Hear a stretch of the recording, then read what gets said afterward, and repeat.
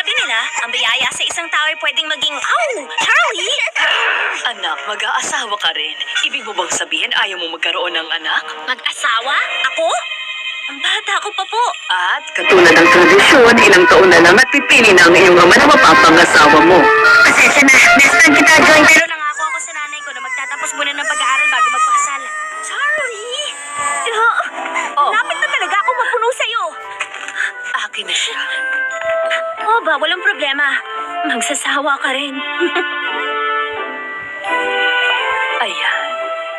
Oo. Alam mo ba na napakagwapo mong bata? Elizabeth!